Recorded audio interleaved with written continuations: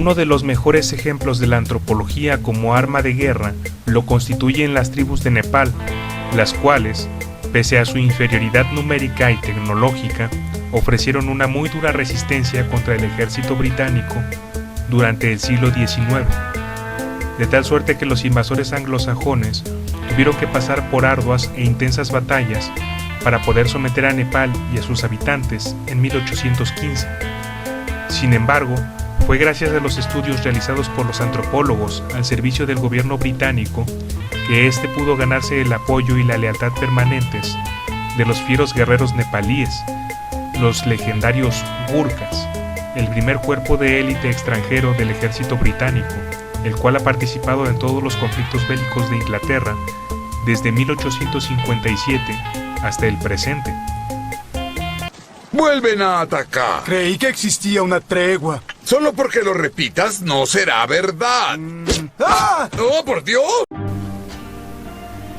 Más tarde, en 1919, es decir, justo después de terminada la Primera Guerra Mundial, el mundo de la antropología se cimbró con la destitución, mediante un voto de censura, del célebre antropólogo Franz Boas como presidente de la Asociación Americana de Antropología. El motivo de esto fue que Boas protestó abiertamente contra la participación de antropólogos en las agencias federales de inteligencia y espionaje estadounidenses. ¿Qué hicimos los alemanes para merecer esto? Oh, claro. Durante la Segunda Guerra Mundial, los estudios realizados por la célebre antropóloga estadounidense Ruth Benedict acerca de la cultura japonesa fueron utilizados por los aliados con el fin de conocer a su enemigo, es decir, el país del sol naciente. ¡El alacrán te va a picar! Al igual que el trabajo de la no menos relevante antropóloga Margaret Mead, también estadounidense, que fue utilizado para fines similares durante el conflicto. Oye, despacio, cerebrito. Desde 1939, Margaret Mead, junto a otros antropólogos estadounidenses como Gregory Bateson y Geoffrey Gorer, encabezaron la iniciativa para poner a la antropología al servicio de la guerra a través de la formación del Comité para la Moral Nacional, cuyo objetivo era estudiar la cultura de su propio país para buscar el modo de elevar la moral del pueblo estadounidense durante el conflicto. ¡Mi país! ¡Mi país! Pero tras el ataque japonés a Pearl Harbor, muchos antropólogos de este comité trabajaron directamente para la Oficina de Información de Guerra, como la ya mencionada Ruth Benedict, más los antropólogos Clyde Klugon, Ralph Linton, George P. Murdoch y Rhoda Metro.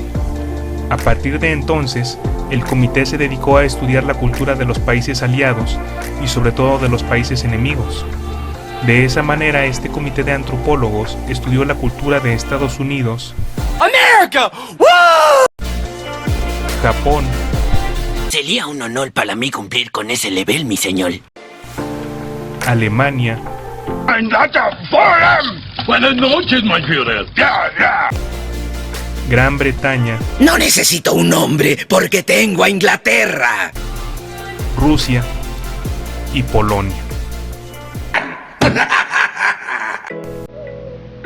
En 1942, el antropólogo Geoffrey Gorer recomendó a la Oficina de Información de Guerra que se mantuviese en el poder al emperador de Japón cuando terminara el conflicto, cosa que el gobierno de Estados Unidos terminó haciendo con el fin de estabilizar al país asiático cuando éste se rindió, muy probablemente gracias a los estudios antropológicos que señalaban la suprema importancia y autoridad que tiene el emperador en la cultura japonesa.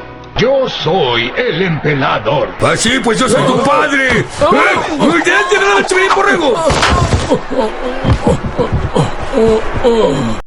En 1944, el gobierno estadounidense, a través de la Oficina de Estudios Estratégicos y la Oficina de Información de Guerra, le encomendó a Ruth Benedict que realizara un estudio acerca de la cultura japonesa, con el objetivo general de comprender mejor a los japoneses. ¿Por qué son tan crueles?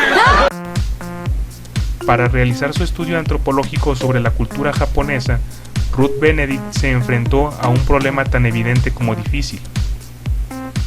Estados Unidos ya estaba en guerra con Japón, por lo tanto le resultó imposible visitar esta nación isleña para estudiar directamente a sus habitantes. Por esto llevó a cabo el estudio de una cultura a distancia, sirviéndose de fuentes escritas por observadores occidentales, europeos y estadounidenses que estuvieron en Japón antes de la guerra, periódicos japoneses y películas 100% japonesas, tanto de propaganda como históricas, metodología que no difiere demasiado de la empleada por los historiadores, con la diferencia de que la antropología añadió una novedad: la entrevista. Creo que es muy obvio que sí. En este caso, entrevistas que Ruth Benedict aplicó a ciudadanos japoneses que habían emigrado a Estados Unidos. Hasta antes de Ruth Benedict, el único estudio antropológico relevante y de alta calidad que se había realizado acerca de la cultura japonesa era el emprendido por el también antropólogo estadounidense John Embry, quien tuvo la ventaja de haber podido visitar Japón y centrar su estudio en una aldea japonesa llamada Tsuye Mura, pero al haber sido realizado antes del inicio de las hostilidades, su estudio no toca ninguno de los temas vinculados de un modo u otro al ámbito militar que Ruth Benedict intentó desentrañar a distancia. ¡Anota eso! ¡Anota eso! Además de periódicos de propaganda, películas, fuentes históricas y entrevistas a inmigrantes japoneses, Ruth Benedict recurrió a la información ofrecida por los prisioneros de guerra, tanto soldados japoneses capturados por el ejército estadounidense como veteranos de esta última corporación que habían caído en manos niponas durante la guerra y sobrevivieron para contarlo. ¡Ay, qué bueno! No podía soportar un minuto más en este agujero. Es decir, que obtuvo información tanto de prisioneros de guerra japoneses como norteamericanos.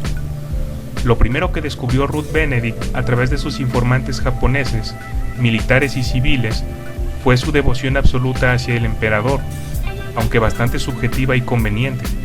Para los japoneses contrarios a la guerra, el soberano era un pacifista absoluto que había sido engañado por los altos mandos militares, mientras que los japoneses belicistas le atribuían su propio militarismo fanático al emperador.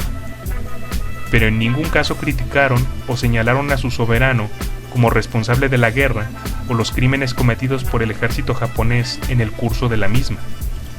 A diferencia de los prisioneros de guerra alemanes, quienes, sin dejar de manifestar su lealtad fanática hacia Hitler, no dudaban en señalarlo como responsable de iniciar las hostilidades. ¡Todo es por tu culpa! Otra particularidad del ejército japonés, descubierta por Ruth Benedict, es la creencia de la superioridad del espíritu sobre la materia, lo cual, lejos de ser una mera idea abstracta, se reflejaba en el desprecio de los japoneses por los heridos, propios y del enemigo, al grado de considerarlos objetos descompuestos, y por añadidura una muy generalizada y arraigada tendencia a descuidar sus propios servicios médicos, al grado de preferir asesinar a los heridos más graves antes que intentar salvarlos, o matar a todos sus heridos en lugar de evacuarlos al tener que retirarse de una posición próxima a ser ocupada por el enemigo. ¡Qué vergüenza! Esta oscura concepción de la prevalecencia del espíritu por sobre todo lo demás se expresaba en un auténtico rechazo por la precaución, la seguridad y la propia vida. Desde el punto de vista japonés, no hay honor ni valor sin arriesgarse hasta la temeridad y sacrificarse, y si en el proceso se arrastra a la muerte a un enemigo, es aún mejor y más honorable. El cielo está lleno de esos aviones que